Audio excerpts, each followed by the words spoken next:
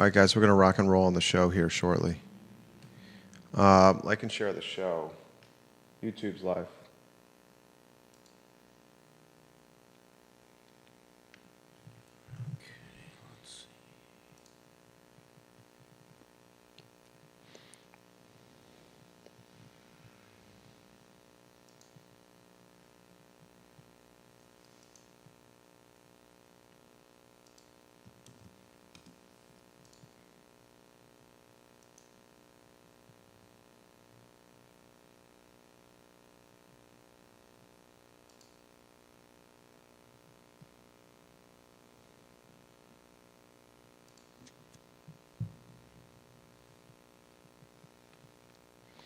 I'll take a look at the screen for today's headlines. We want to talk a Q&A with Chief Conscious and Juan Diego Wade on Tuesday. We will talk UVA considering selling Oak Lawn and CVille to city schools. This would be the token gesture, Judah, for the Federal Executive Institute. I think this is a show of good faith. Yeah, I think you're right.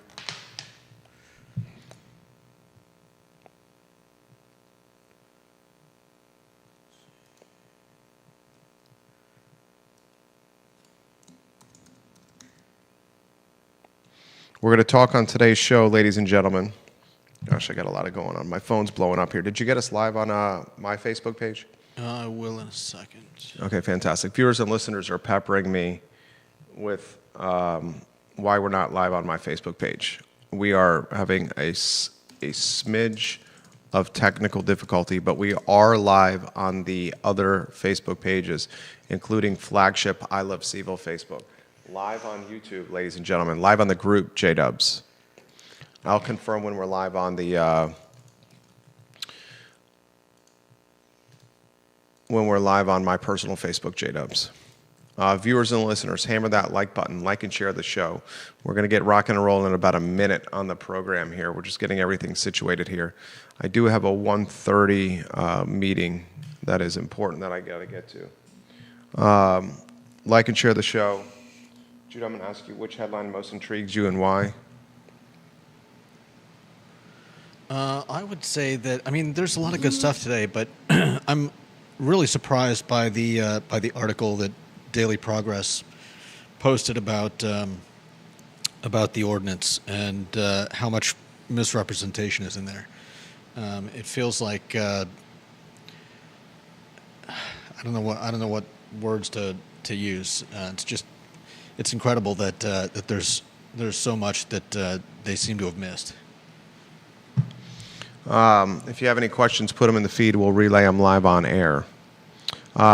Close to being live on my Facebook page? Yeah. Fantastic. You think it's a lack of nuance from the Daily Progress Reporter on the reporting of the homeless ordinance and just going for what the Daily Progress Reporter saw on social media or Reddit?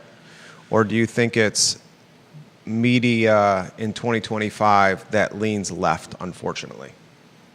It's hard to say. I lean more towards that it's just a lack of full scope of understanding of what happened. Not watching the meeting, and maybe just listening to too many people from one side of the story. Perhaps. Like and share the show live on my Facebook, J-Dubs. Just about.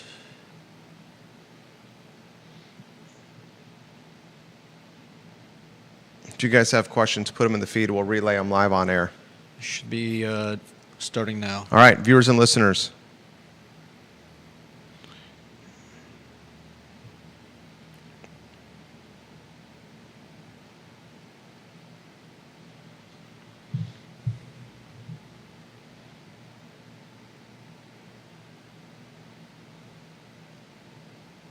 All right, Judah Wickower, we can rock and roll when you're ready. Quiet on the set.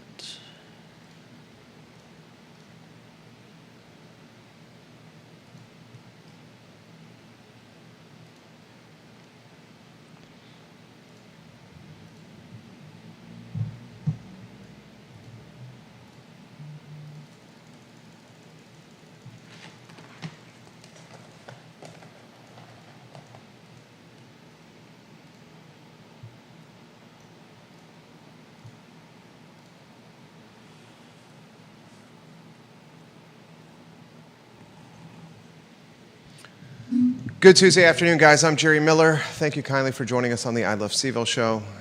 We enjoy connecting with you guys on the I Love CVille network. A lot to cover on the program. On Tuesday, a question and answer session with Chief Kachis, Police Chief Kachis, and Mayor Juan Diego Wade. That will be Tuesday morning. I will be in attendance for that Q&A. That Q&A organized in large part because of the fallout of the council meeting a week ago and how it was covered in particular on this program and through this platform. We'll talk Mike Kachis and Juan Diego Wade in the question and answer session that will happen 1 week from today on the downtown mall. I will be in attendance. My questions will be very pointed toward Juan Diego Wade. And I would encourage anyone that's in attendance at this Q&A to ask extremely pointed questions as well of our mayor, Juan Wade. A lot we're going to cover on the program, including a conversation topic for you, the viewer and listener. Let's humor the Blue Ridge Area Coalition of the Homeless. Let's humor Judah, the Haven, and let's humor Judah. Is it Patcham? Yeah. Patcham? Pacham. Pacham. Yeah, I mean, either way is probably What's the fine. acronym Pacham stand for? Do you know? I can find it. Let's humor these organizations. They want 3 designated homeless camping sites in the city of Charlottesville. Let's call them 3 tent cities. I like the word tent town. 3 tent towns because of the alliteration. You ready? Yeah. It's people and congregations engaged in ministry. People and congregations engaged in ministry. Pacham. Mm-hmm. So Pacham, the Haven, and the Blue Ridge Area Coalition for the Homeless want the city of Charlottesville to handpick 3 designated areas that can be tent towns, and they want the city of Charlottesville's taxpayers to cover the cost of resources for these 3 tent towns, including porta potties, cleaning services, potentially tents provided. I'm going to ask you, the viewer and listener, to help me figure out where those 3 tent towns should go. Had the conversation on the downtown mall today with an extremely heavy hitter in the 8 a.m. hour. And this international real estate magnate, he highlighted the need for these 3 tent towns and why it would make a good stopgap until the low barrier shelter was a reality. This international, well-traveled, multi-lingual real estate magnate even came up with an idea of where one of the tent towns should go. We'll talk about that on today's program. We'll talk about this. How do you feel about this if you're Charlottesville Public School parents? Metal detectors at Albemarle County Public Schools, but no metal detectors at Charlottesville Public Schools, Judah. Albemarle County Public Schools, metal detectors. All you have to do is walk through them. What's the big deal? But no metal detectors at Charlottesville Public Schools. It's now official. We'll pick that apart like Thanksgiving turkey today on the I Love CVille show. The University of Virginia, show of good faith, Judah. Yeah. Considering leasing and then selling Oak Lawn to city schools. Not just selling Oak Lawn to city schools, but for a nominal fee. Superintendent Dr. Royale Gurley on the record saying, goodness gracious, we might have a huge opportunity right here. We'll highlight Oak Lawn in Fifeville, the historic home at 501 9th Street Southwest, built in 1822 for Merchant and Virginia House of Delegates member Nimrod Bramham. That's awesome. I saw that and I was just... Are you on a 2-shot? No. Are you the voice of God? I am the voice of God.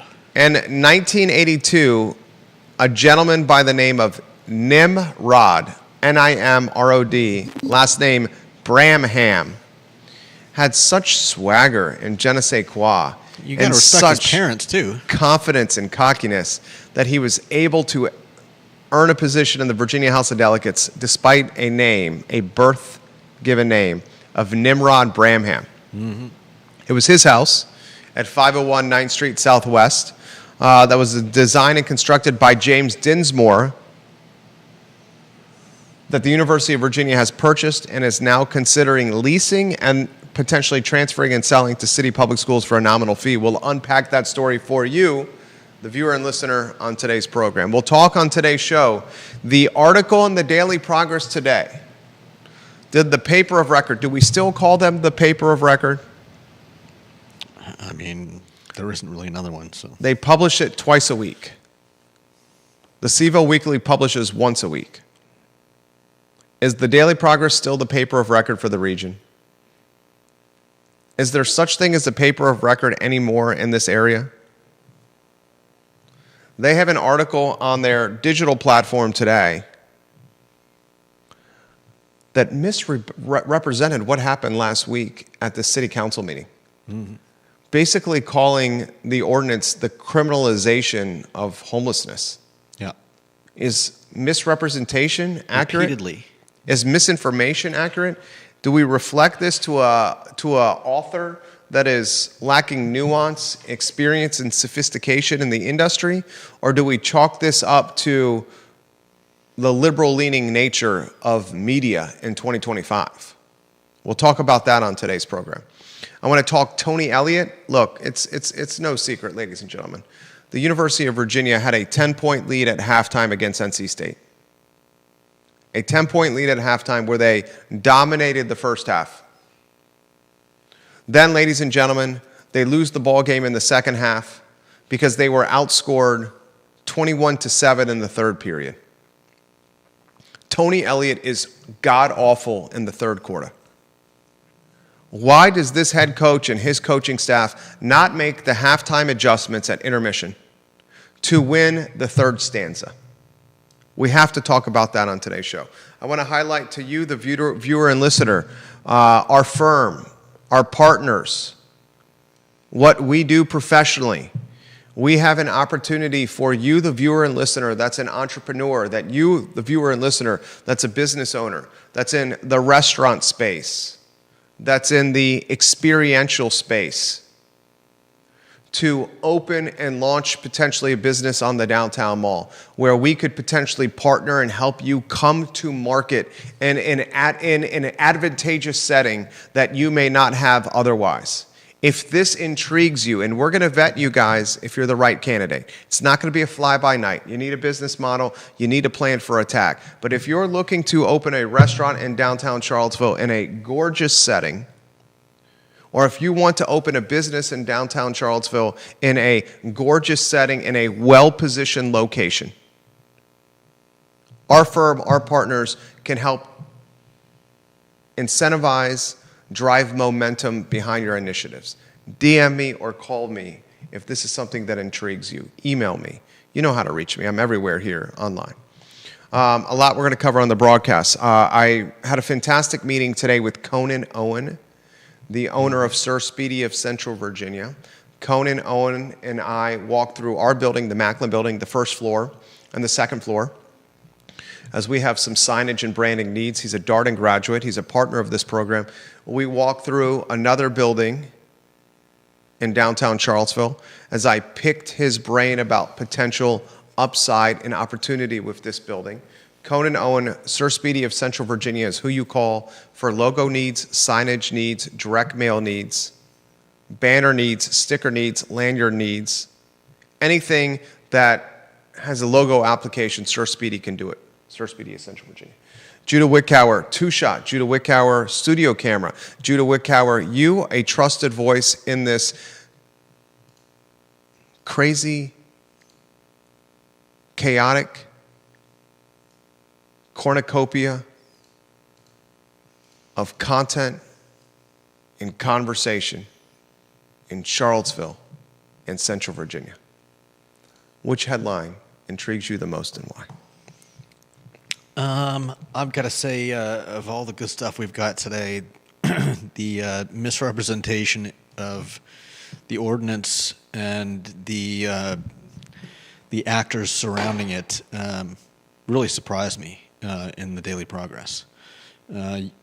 There's, between the 4+ hour video of the meeting and all that we've talked about, you would think that there's enough that someone writing this article would at least represent all sides of it, rather than painting half of this as people just trying to criminalize the homeless, and attributing that, especially this is the most egregious part to me, attributing that to the downtown mall businesses, who The Daily I Progress don't think in any way want to criminalize homelessness. They just want help in keeping their businesses afloat, and especially making the downtown mall the amazing space that it could be and once was. Judah Wickower on fire to start the program right away. 50-year anniversary for the downtown mall, January 1 of 2026. We're mere, less than 120 days away for the 50-year anniversary of one of those prominent and premier pedestrian passages in the free world. Yeah. The Daily Progress villainizes and stigmatizes downtown business owners Yeah.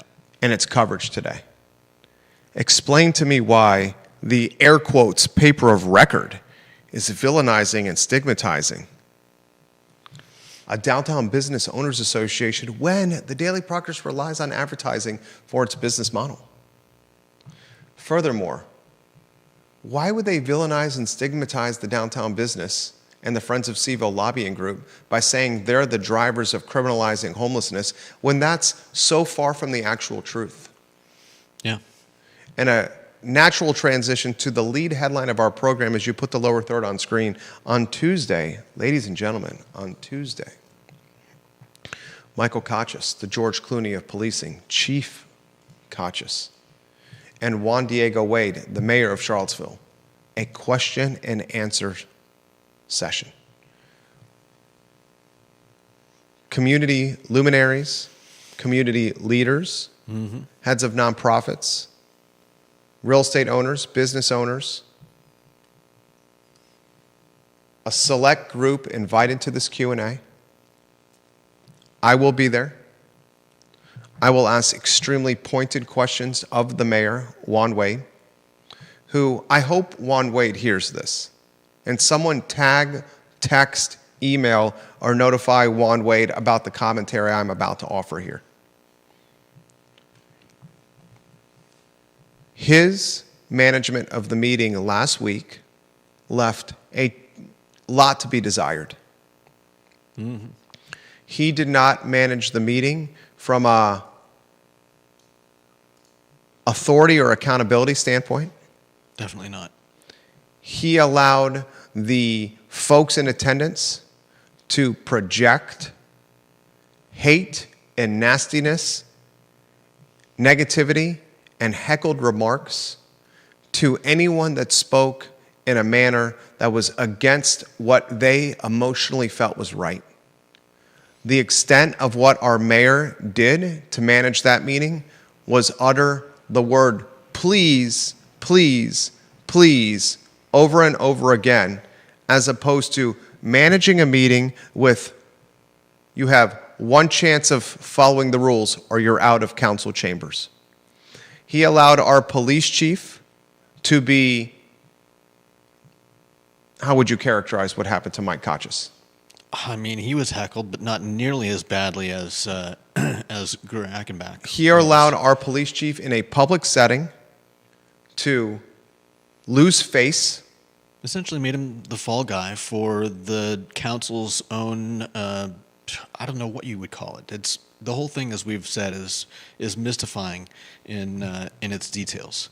Council instructed the chief, the city manager, and city staff to come up with this ordinance. And when the rubber met the road, council said, hey, where's this ordinance coming from? We want nothing to do with this. Before we get a low barrier shelter, we can't have an ordinance like this. As if in April, when they instructed the chief, the city attorney, the city manager, and city staff to come up with this ordinance, that a low barrier shelter would somehow materialize from April until now.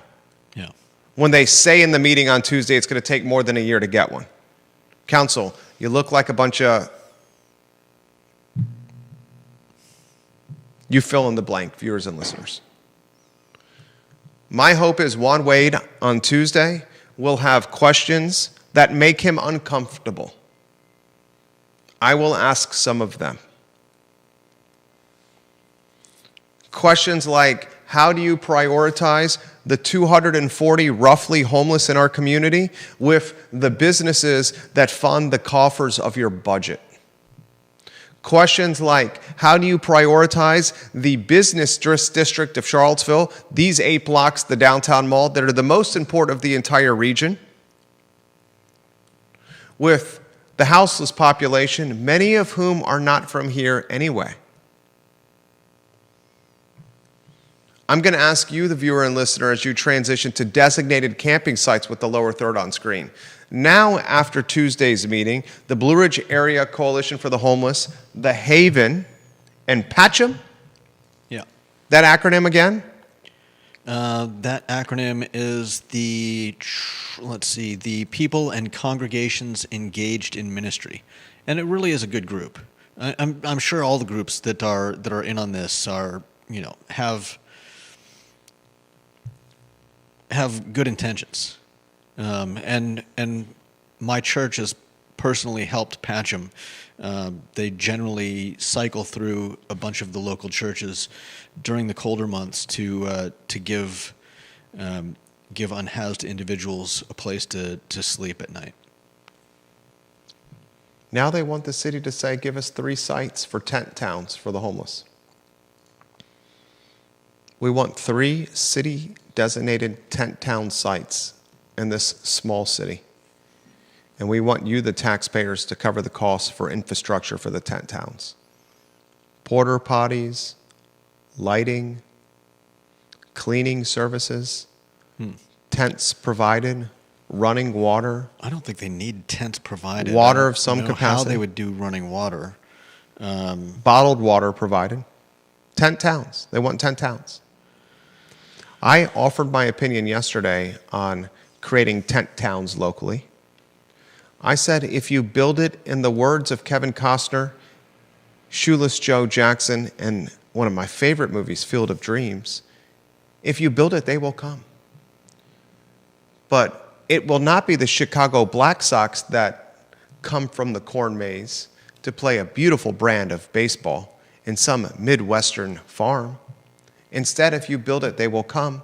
It will be a houseless population that certainly increases in number. If the city of Charlottesville tells all those in the Mid-Atlantic, you have free food, you have places to panhandle, you have tent towns that are safe and free for you to stay. We'll offer lighting, we'll offer water, we'll offer tents, we'll offer policing. What do we think is going to happen? Synonymous with a bowl of milk in a back alley, synonymous with a restaurant after a Friday night dinner shift, with the steak and the baked potatoes, the salads, the chicken parms being discarded behind the restaurant. What happens? Kitty cats come. And a habit is established. But let's humor the Blue Ridge Area Coalition of the Homeless. Let's humor the Haven. Let's humor Patcham. They want 3 designated tent towns in the city. Where should they be? I talked to a real estate magnate this morning on the downtown mall in International, a man with many stamps on his visa, a heavy hitter locally, has property everywhere, and he said to me in a whisper, and Curtis, I'm not going to whisper for you because I love you too much, but he said to me in an accented communication, Jerry, let's give them what they want. Use your show today to convey why this is a good idea. And I said to this international real estate magnate, his accented voice, his stamped visa, won't this be a roadmap for the houseless to Charlottesville if we roll out 3 tent towns locally and provide infrastructure? Won't this be Charlottesville on a megaphone telling all those if you build it, they will come? And he said, it gets them out of the business district. Potentially. I don't think it will. I don't know that it will. Because either. the tent town does not offer what? I would say it doesn't particularly. There's multiple answers here. I know. For one, I would say it doesn't particularly offer any proximity to the services like the Haven. In fact, Very succinctly, just be succinct. Multiple choice. Tent towns, designated areas locally, does not offer what succinctly? proximity to services. Free food at the soup kitchens and shelters locally. Panhandling opportunities to make money. Utilities to plug in out phones, chargers for phones. And an escape from inclement weather. The tent towns do not offer. They're not in covered vestibules. They're not near storefront overhangs. They're not under overpasses like Freebridge. So, viewer and listener, let's humor the Blue Ridge Area Coalition for the Homeless. Let's humor Patcham, and let's humor the Haven. Where should the 10 towns go? Judah Wickhauer. The international real estate magnate gave me one clear-cut location. I'll save his answer. You go where you think the 3 tent towns should go. I've already given my response. I stand by it. Come on now, you're not standing by Charlottesville City is going to create a tent town on Albemarle County property? You know the Charlottesville, I don't even want to go down this weeds anymore. I want to humor all your ideas. I respect your ideas tremendously. I think you're a tremendous voice of reason. But the city of Charlottesville is not going to create a designated tent town outside the Albemarle office building. Have to, as long as the people. We're still talking about this. Okay, go ahead. Fine. No, We go won't ahead. talk about it. I have to humor you. My wife says I have to stop cutting you off. I don't think there are any other good options. What are you going to do? You need to put it. You want to put it in a park, right? You want grass. So what park are you going to use? The international real estate magnate with more stamps in his passport than people have. You're going to use in Charlottesville suggests the land on High Street. He says the city paid millions of dollars for it. It's next to the river. They want to build a park. Just do it there. I mean, if we're gonna talk about absurdities, what didn't they just move people out from underneath a bridge? They moved it from out from under. Touche. That's a point that you should make. They moved it out from under Freebridge. Out from under Freebridge, which is the trailhead. Out from under Freebridge, which is not owned by the city. Who cares? Not owned by the city. They actually own the land on High Street. I'm going to say this. Your idea that the city of Charlottesville is going to create a tent town on Albemarle County owned property is outrageous. But if people started, okay, let me phrase it a different way. If people created their own tent town there, who is going to stop them? Albemarle County? Albemarle County will not allow. So are they Judah, there's a difference between having a tent town in a public park and a tent town next to the building where your board of supervisors hosts meetings, the building where your board of supervisors have their offices, the building where your county executives, where your tax collections are being executed. Okay. You have to give me that. I'm not trying to yell here. I think we have to.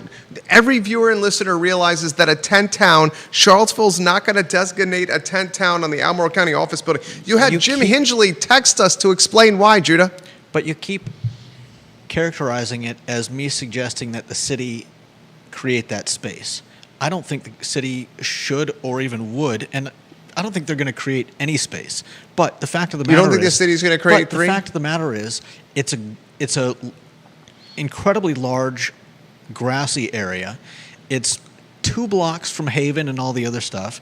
And are you suggesting that that Albemarle County is going to send cops in to disperse the people? Albemarle County will Because that's gonna be immediately a bad look for anyone. put signage up on its county office building property saying you cannot camp or store your belongings here. It's one thing to have a tent town in a public park. It's another thing altogether to have a tent town next to where the executives of Albemarle County run a $600+ million yearly operation. Okay. We're back to the power of signs. All right. Well, so let's get into. Please, let's not go down this road anymore. I'm not. I don't want to talk about this crazy idea. Okay. Let's talk about where else to put it. Okay, let's do that. Are we going to go to Cherry Avenue? Okay. The neighborhood has already said that they don't want the low barrier shelter. The low barrier shelter there. You're correct. So I'm fairly certain they would be even less enthusiastic about a tent town. Where else? Well, Frank, are you in agreement with this statement that no one locally wants a tent town? That's why I say there's no good place to put it. And City Council is not going to have any luck putting it in a park somewhere? Tent town, the first tent town was Sandersville on Market Street. Yeah. That backfired on Sam Sanders. They briefly allowed it because people were already doing it. Sam Sanders goes on record, newly minted city manager at the time, saying, I'm going to do whatever is best for the homeless. I'm going to eliminate the curfew at Market Street Park. And Tent Town materializes. We monikered it Sandersville. Then he tasked Police Chief Kachis and his department to clean up Tent Town. Mm-hmm. Putting Chief Kachis again in a bad position. Which he navigated with class and grace skillfully. And professionalism and skillfully. Again, the chief has shown multiple examples of navigating turmoil with class and grace and skillfulness and talent and like sage wisdom. And I'm guessing he's talked to more of the homeless and more often than just about anybody, with perhaps the exception of Patcham and BRACH and the other one, the Haven. The international real estate magnate with a fully stamped passport that owns a boatload of local real estate suggested you spent millions of dollars on High Street to buy a mud pile from Wendell Wood. That should be one of the tent towns. I mean, that was one of his suggestions. Okay. City owns it at least. It's in city limits, Judah. Okay, so let's characterize that as one. Randy O'Neill, Janice Boyce Trevelyan, welcome to the broadcast. Logan Wells Claylo, Georgia Gilmer, print, radio, and television, welcome to the broadcast. Daily Progress, we're about to call you out on the show today. So the reporters that are watching, we are going to hold you accountable for what is a terribly reported story in today's newspaper. Yeah, especially considering the week has gone by. Yeah, I know. It's just like so out of touch and so reflective of a dinosaur model. Let's say it's High Street. I don't think that should be where it is, John and Andrew. Just so you know. But that's what the international real estate magnate suggests because they own the city. The city owns the dirt. Another location. That's on the eastern portion of city limits. Okay? Still close to downtown. Another location. Can the city yard be a tent town? No. Why? Because it's adjacent to West Haven? No, because it's, I forget the exact terminology, but it's basically been made a cleanup environmental site, the EPA concerns by you've been talking to Kevin Yancey. No, I haven't. I saw it. I read it somewhere just yesterday. Yeah, in the comment section of this show by Kevin Yancey. But I read the same thing. Okay, but the fact of the matter is, it is. I mean, okay, sure, use it. I mean, yeah, if you want a big open space and it's even closer than I can't see it. I can't see putting a tent town at the on the Ravenna. So you don't see it on the city-owned Ravenna property, the mudslide they bought from Wendell Wood, and you don't see it on the city-owned acreage in the heart of the city next to Waste Haven? Do you know there's no sidewalk on half that street? This is a stopgap solution. We're in agreement, right? It's a stopgap solution that once it goes up is likely to last at least 2 years, I would wager. I would not take that bet. I think you're probably right. Oh. Because Lloyd Snook and Michael Payne said it's going to be more than a year Yeah. for the low barrier shelter. They can't find anyone that wants to run a low barrier shelter. And they don't even know if they can build it out in the place, the one place. The city is so idiotic they've here. placed all their hopes and dreams on. Yeah.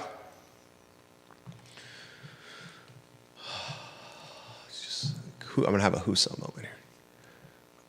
I'm going to call top of the list are the city yard for the town. If you don't know where the city yard is next to West Haven. The city yard is where the city parks a lot of its work trucks, its vehicles. I'm going to call the Deep Throat John Blair, very curious of your opinion on this. Rob Neal, very curious of your opinion. Carlos Romero, if you're watching the program, I love you, Carlos Romero. Vamos, amigo, vamos. Arriba, chico. Bob Shada, Dave Warwick, curious of your opinion. Matt Neese, curious of your opinion.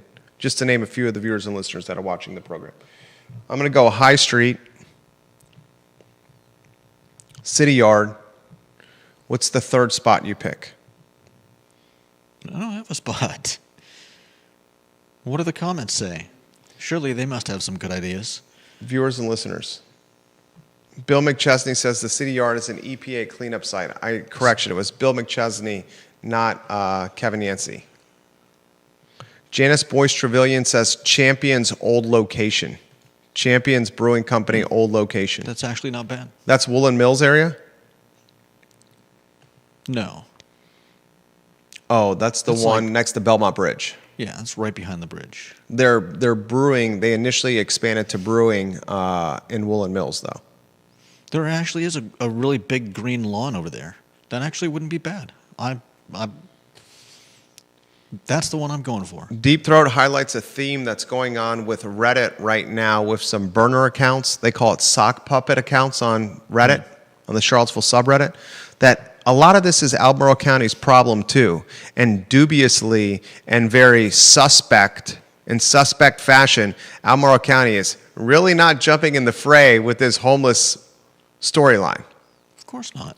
Albemarle County, the neighboring jurisdiction, has is so much land. Arm's length saying, this is what Albemarle County is doing right now. They're like, don't look at us. Should the I Love CVille show say, hey, County Executive Jeff and Supervisors Ned, Jim, Mike, Diantha, Ann, did I name them all? And B, don't forget B. Are you going to jump in the mix here? Because this is partly your problem as well. Or are you just going to let Charlottesville take all the arrows while the Albemarle County with this storyline is like in the Jerry Bruckheimer movies where there's a gunfight and one of the guys in the gunfight holds up a body in front of him to take all the bullets while he's shooting behind holding the dead body, and the dead body in front of him is taking the bullets.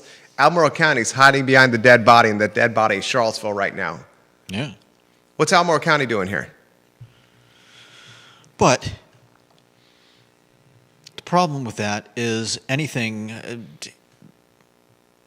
Would something like that even be used? Again, we're getting further and further from the epicenter of that's obviously the issue. Where people want to be. That's the issue. So sure, you could put something out in Albemarle County, but if people still want to get to the Haven and the downtown, anywhere downtown. Yeah, this is where it happens downtown. Free meal at the church. Yeah. We have a pedestrian mall where thousands of people walk with disposable income. We have outlets to charge your phones. We have a library that allows you free access to get out from the inclement weather, the heat, the cold, the rain. And we have food that's being offered for free everywhere. And we have shelters that offer sleep overnight and vestibules when you can't get a spot in the shelter. It's the perfect storm. It is the perfect storm. My third tent town is not Ix Park. That was put in the feed. That's owned by Ludwig Kutner and Alan Kajin. That's private property. Bill says, what about McIntyre Park? The challenge with McIntyre Park with the tent town is kids and children. The two tent towns that I've picked, the City Yard and High Street, currently don't are not patronized by children and people for the most part. Yeah. I'm cherry picking, hand picking areas that are not currently foot trafficked Yeah. strategically. I don't really have a third site. I'm open-minded to a third site, but I think the City Yard and High Street, and yes, I realize. I say you put the grass lot behind Champion as the third spot. All right, grass lot behind Champion, but the city doesn't own that. The city doesn't own that. That's private property. No private property owner is going to allow a tent town to spring up on their property because Fair they enough. have legal and insurance exposure. That's why. And viewers and listeners, if the city were to allow designated tent towns to be birthed locally, those tent towns would raise exposure concerns for the city. The risk management department at the city of Charlottesville, I hope you're prepared for this conversation with tent towns because violence will ensue at a tent town. When there was the Occupy Charlottesville movement, when Dave Norris, the former mayor, was hung in effigy, at the time of the Occupy Wall Street movement, how long ago was the Occupy Wall Street movement? Occupy Wall Street movement. Wasn't that 2011? Yeah, you're right. September 17th, 2011. We had an Occupy Charlottesville movement in 2011. There was a tent town in Market Street Park in 2011. This is institutional memory from yours truly. I've been here 25 years now. There was a tent town there. I was walking through that tent town just because I'm a voyeur of human behavior. And in that tent town, not only was former Mayor Dave Norris hung in effigy, but crazy. women were being raped. There was open-air drug use, violence, and stabbings to the point the police, Longo was the chief, and his department gave whistles, distress whistles, to the women that were living in that Occupy Charlottesville tent town. Rape So whistles. anytime, what is it? Rape whistles.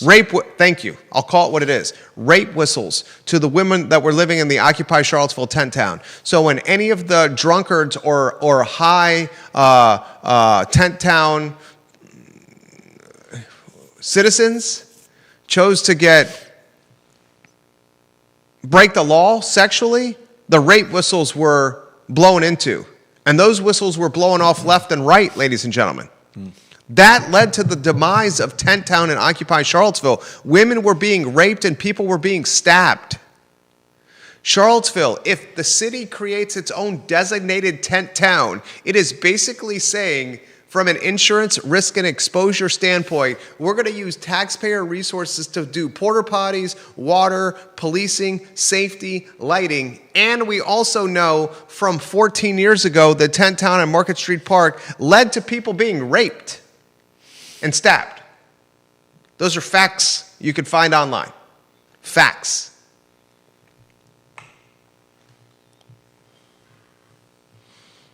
Bill McChesney says, build out the Dewberry. But that has the opposite of impact of what we're talking about. I like it. I like it. Build out the Dewberry. Luxury accommodations at the center of the downtown mall. That's You really want people in the downtown mall, don't you, Bill? Because he lives in Albemarle County. Deep Throat watching the program. All right, then we'll get to John Blair. Deep Throat says, as for the location of tent towns, how about in the backyards of the Gillikins and the board members of the Blue Ridge Area Coalition of the Homeless? Charity begins at home. Yeah.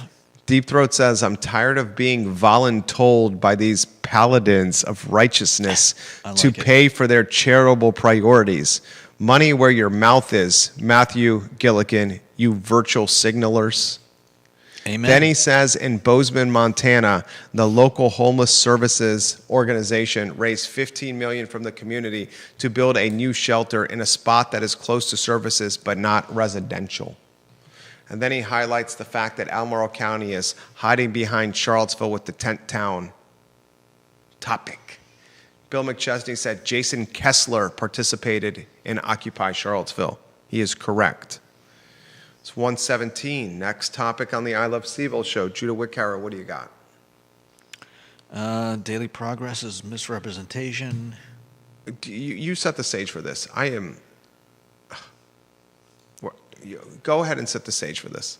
The funny thing is that I had this pointed out to me by a family member who had been watching some of what was going on last week and sent me a text in, I think, awe and disbelief that there was so much just the way it's presented, and how it looks very much like misrepresentation of the ordinance side of this, and gives voice to everybody on the other side who's against the ordinance, while saying things like pushback from the same downtown businesses now hoping to criminalize homelessness in the city. What the F is this? What the actual F is this? It's a David Velasquez article. The headline is... Find me the headline. The headline is Charlottesville residents outraged over proposal to criminalize homeless. It is as much commentary as it is reporting from someone who does not provide commentary. Yeah. They legitimately, in this article, try to villainize small business owners downtown. I mean, the third paragraph starts off saying Police Chief Michael Kochis' proposed ordinance. It wasn't Mike Kochis' proposed ordinance. Who was Nimrod? Nimrod Banham. Even Nimrod Banham would call these people Nimrods. I love that name. Nimrod Banham would say to David Velasquez in the Daily Progress, "You Nimrods, Chief Kochis didn't come up with this ordinance." He's a police chief. He's a police chief. He's told what to do by council and the city manager. The article is titled, Charlottesville residents outrage over proposal to criminalize homelessness, probably written by somebody who's in his first or second job in journalism and is a microcosm of where we stand with print media locally. A microcosm. Disappointed at best with this coverage. Mm-hmm. The Fixer sends me this text message. He says, Jerry and Judah, the city-owned property on High Street is wide open for camping right now. There's absolutely nothing the city could do if a campsite materializes there. That's what I'm talking about. If the homeless people decide to form a camp somewhere, there's very little the city will do about it. They may have cleared them out of the cleared them out of Free Street. Bridge. They cleared them out of the Market Street Park. They asked a few people to leave from under Free Bridge. That was more than a few. Okay. But go ahead. You're making a good point. But the fact of the matter is, the fact of the matter is, they were cleared out from under Free Bridge back when the Charlottesville City Police were still being used to do the city council's dirty work. Now that the ordinance has been indefinitely tabled, Chief Kochis has as much as said that they are no longer the ones to call about the homeless unless they're committing a crime. And they should call. Here's who should be called about the houseless in Charlottesville. You should call the city councilors. Yeah. Call the city councilors. Send them DMs, Facebook message, call them, or Facebook video conference the city councilors about what's going on now. I think if John Blair's got good suggestions. Go ahead, Judah. I was just going to say, if the homeless started a new encampment, there would be nothing anyone could do about it. The city can't call the police. John Blair says, how about the old livestock market at the Hogwaller? That's a good one. Yeah. That's a good one, JB. Is that still being used, though? I don't think it is. He says, Jerry, if you're talking actual parks, honestly, Northeast Park isn't utilized as much as any of the other parks in the city. Northeast Park. He's exactly right. I don't even know where Northeast Park don't is in the either. city. I know a lot about this city. Where's Northeast Park in Charlottesville? I'm doing a quick Google search, Northeast Park, Charlottesville. I'm mapping it. Northeast Park? Do you know where Northeast Park is? Sheridan Avenue. Yeah, Sheridan and Calhoun Street. Let's see. 4.8 acre neighborhood park acquired in 1975, located at the corner of Sheridan Avenue and Calhoun Street. There's a full basketball court, soccer fields, playground facilities, a tot area for children ages 2 to 5 years old, and there's a perfect place for an encampment of the houseless that can do whatever they want, including setting up porta potties and tent towns there. I added that part of this. We'll give some love to John Blair, who always makes the program better, ladies and gentlemen. I want to highlight the Vermillion family, John and Andrew Vermillion, 5 generations strong in Albemarle County. John and Andrew Vermillion, 3 generations strong at Charlottesville Sanitary Supply. Sanitary needs, cleaning needs, pool needs, vacuum repair needs. Charlottesville Sanitary Supply, the Vermillions are honest, communicative. The Vermillions are good men, ladies and gentlemen. Next headline, Judah Wickower, what do you got? Make sure those lower thirds are rotated. UVA considering selling Oak Lawn to city schools? Yep. We talked about this from the beginning of the Federal Executive Institute debacle. We talked about this with Deep Throat. We talked about this with John Blair. We offered this commentary in the beginning of the show. We said when UVA, when the Federal Executive Institute initially was given to city schools, and then the Trump administration did a nana boo-boo, you're not going to get the FEE building, we're going to give it to UVA. We said at that point that the University of Virginia should gift or lease or transfer at a nominal fee the Oak Lawn property to city public schools as a show of good faith, as a gesture, as an olive branch. And ladies and gentlemen, our crystal ball, our magic wand. No, Bill McChesney, the great Giardini, and the great Bubini are not coming back. But our magic wand here said, UVA, give the Oak Lawn property to Charlottesville Public Schools. And Judah Wickower, that's what's happening. Fifeville, Oak Lawn, scuttlebutted as a daycare for UVA faculty, UVA employees. Their kids, not themselves. That was a zing at Melinda Kibbe and Craig Kent. Their children.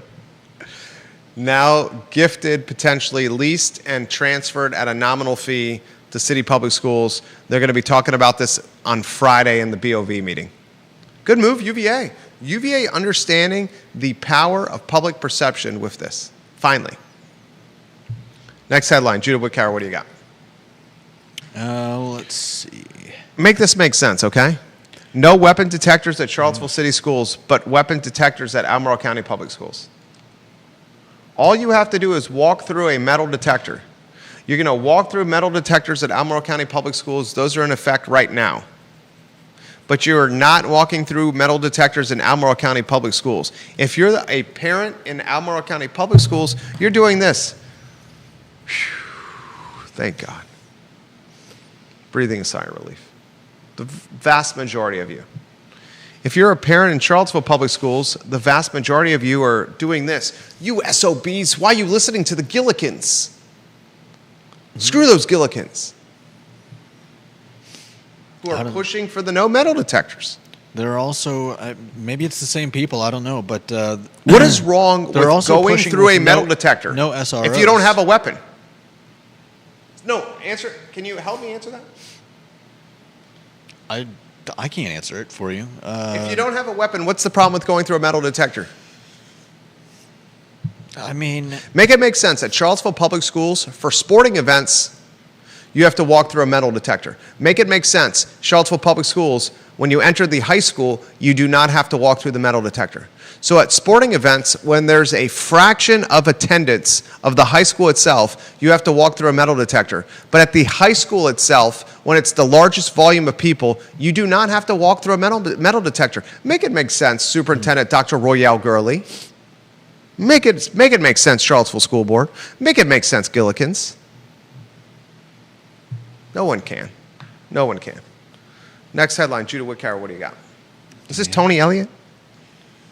Yep, this is Tony Elliott. Tony Elliott. Ay, mi madre, que pasa, chico? Coño carajo, Tony Elliott. Coaching. Again. Missed field goals. Botched fourth down calls.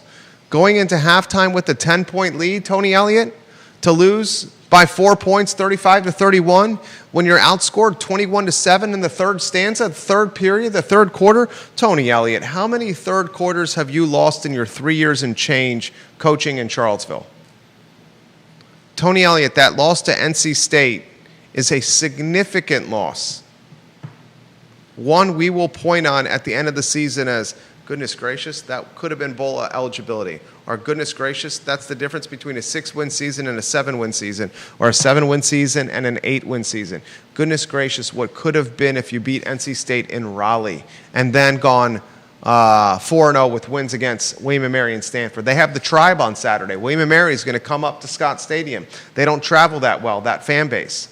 I'll put the over-under at 35,000 people. 35,000 people in attendance. There's going to be the announced attendance, then there's going to be the actual attendance. I will bet you the actual attendance at Scott Stadium on Saturday will be sub 35,000 people.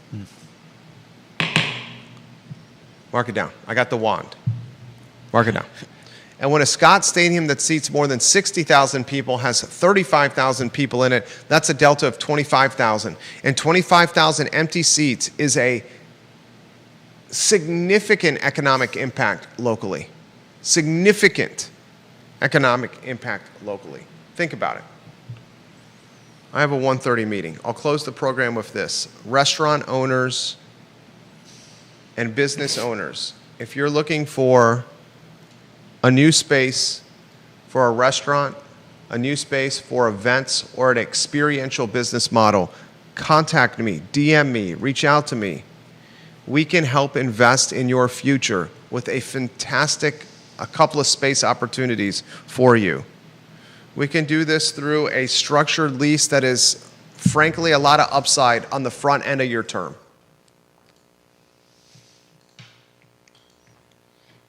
The upside is significant, and that's the show. The program, you don't have to agree with us, you don't have to disagree with us, but you're going to feel something after every show. It's the water cooler of conversation and content in Charlottesville and Central Virginia. All the media outlets literally watch the program, and then the news is reflected in the cycle over the next 3 or 4 days after each show airs. Judah Wickhauer, Jerry Miller.